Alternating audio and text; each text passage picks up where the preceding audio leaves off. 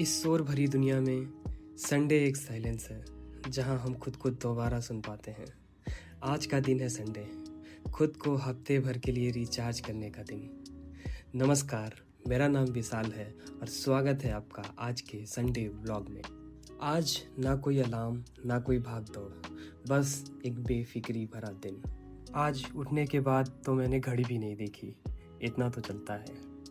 सुबह की ये ताज़ी हवाएं और ये हल्की सी बारिश, ओह सुकून भरा। हवा का ठंडा झोंका, सूरज की धीमी रोशनी, सब कुछ शांत होता है, जैसे ये दुनिया कुछ पल के लिए रुक गई हो। ये वक्त सिर्फ चलने का नहीं होता, ये वक्त सोचने का होता है कि आज क्या खास करना है और कैसे थोड़ा सा बेहतर बनना है।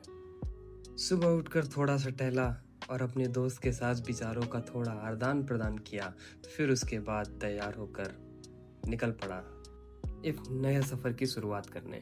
सबसे पहले ब्रेकफास्ट। कई लोग सोचते हैं ये छोटा काम है, लेकिन ये असल में दिन की सबसे पहला डिसिप्लिन है। नाश्ता सिर्फ भूख मिटाने के लिए नहीं होता, ये उस फ्यूल की तरह होता है जो हमें पूरा दिन खड़ा रखने की ताकत देता है। आज का ब्रेकफास्ट सिंपल था, पोहा और चाय, जो कि बहुत ही स्वादिष्ट था। कभी कभी छोटी चीज़ें ही सबसे ज़्यादा ग्राउंडेड रखती हैं। भले ही आज संडे हो, लेकिन लाइब्रेरी और स्टडी ये डिसिप्लिन का हिस्सा है। तो अब शुरू होती है मेरी असली दुनिया, यानी लाइब्रेरी। किताबों की खुशबू, पन्नों की सरसराहट और एकाग्रता का वो माहौल, ये सब मिलकर अलग ही ऊर्जा देते हैं। हफ्ते भर की पढ़ाई के बाद किताबें थोड़ी अव्यवस्थित हो जाती हैं, तो दिन का सबसे पहला काम इन्हें व्यवस्थित करना है। स्क्रीन पे जो नोट्स आपको दिख रहे हैं उसमें मुख्यतः मेरे मेंस के नोट्स हैं। GS1, GS2, GS3 and GS4 के सारे मेंस के नोट्स मैंने बना के रखे हुए हैं और इनको हफ्ते में मैं रिवाइज करता रहता हूँ।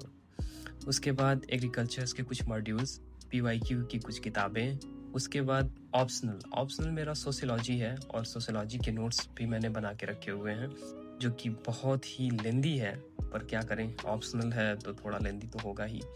उसके बाद एंशिएंट हिस्ट्री, मॉडर्न हिस्ट्री और बहुत सारे फैक्ट्स को रटने के लिए, उसको याद करने के लिए मेरे पास लूसेंट की GK करके एक पीली वाली बुक आती है, वो है मेरे पास।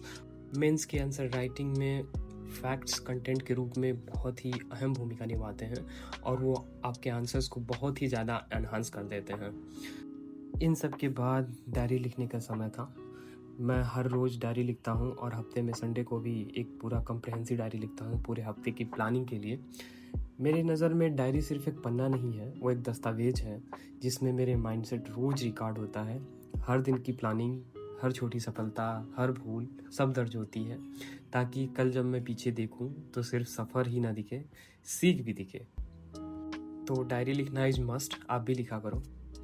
कभी कभी लगता है पढ़ाई सिर्फ किताबों का बोझ है, लेकिन अगर गहराई से सोचो तो हर पंक्ति, हर लाइन तुम्हारे सोचने का तरीका बदल रही होती है।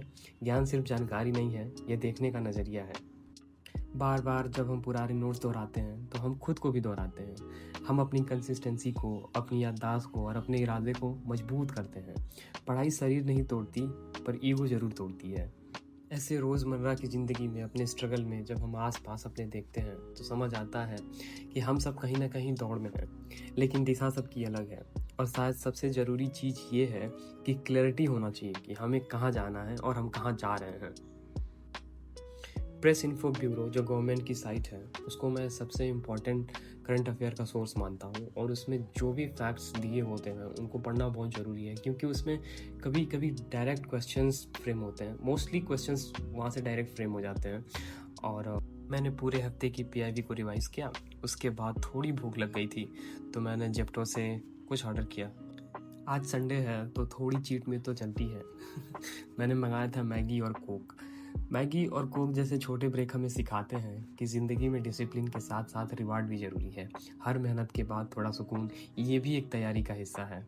मैगी सच में बहुत लाजवाब थी और इसके साथ एक डाइट कोक दिन बन गया। देखो, प्रोडक्टिविटी का मतलब हर पल आउटपुट देना नहीं होता। कभी कभी थोड़ी देर बैठकर कुछ महसूस करना भी होता है। लॉन्ग टर्म फोकस को मजबूत करना भी होता है। ये सब सारी चीज़ें भी बहुत अहम है। केवल पढ़ाई पढ़ाई पढ़ाई से सारी चीज़ें सॉल्व नहीं होती हैं। अपने माइंड को थोड़ा काम करो, रिलैक्स करो और थोड़ा इंजॉय भी करो। फ़न के साथ पढ़ो, क्योंकि ज़िंदगी ना मिलेगी दोबारा। फिर खाए हमने भुट्टे, जो काफ़ी नरम और स्वादिष्ट थे। उसके बाद हम फिर निकल चले लाइब्रेरी की तरफ। मौसम बहुत ही शानदार था। भीगी भीगी सड़कें, ठंडी ठंडी हवा, आनंद ही आनंद। उसके बाद लाइब्रेरी पहुंचने के बाद हमने फिर शुरू की एक और सेशन की तैयारी, जिसमें हमने कुछ नोट्स रिवाइज किए। सच कहूँ तो पता नहीं क्यों, संडे इफ़ेक्ट या कोई और बात थी, पढ़ाई में कुछ खासा मन लगा नहीं। दूसरे सेशन में जैसे तैसे कुछ पढ़ा, कुछ यूट्यूब पे वीडियो देखा, कुछ ऐसे रील स्क्रॉल करा।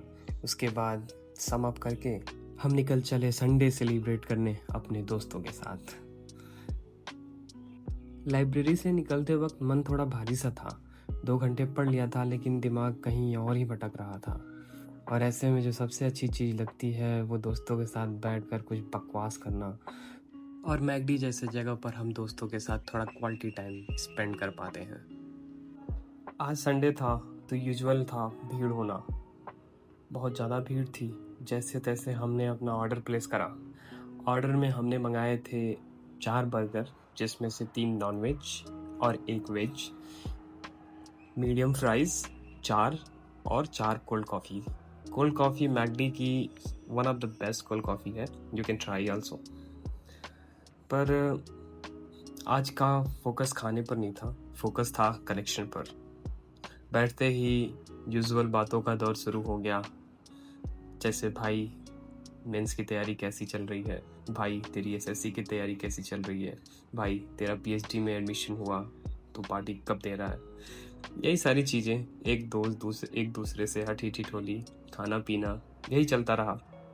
एक दोस्त ने मुझसे पूछा, विशाल तुझे कभी नहीं लगता कि हम बहुत कुछ मिस कर रहे हैं इस प्रिपरेशन के भाग दौड़ में? तो मैंने हल्का सा मुस्कुरा कर कहा, हो सकता है हम बहुत कुछ मिस कर रहे हो और हमारा रास्ता थोड़ा सा कठिन हो, पर अगर हम साथ ना होते तो शायद हम टिक भी ना पाते। और वो चुप हो गया और शायद समझ गया।